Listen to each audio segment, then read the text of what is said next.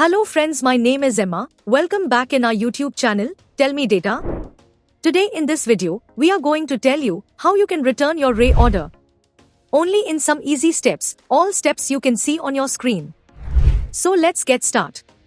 Return to a store. You can return your order by visiting your Ray store. Make sure to bring the order with proper packaging and tags as well as proof of purchase.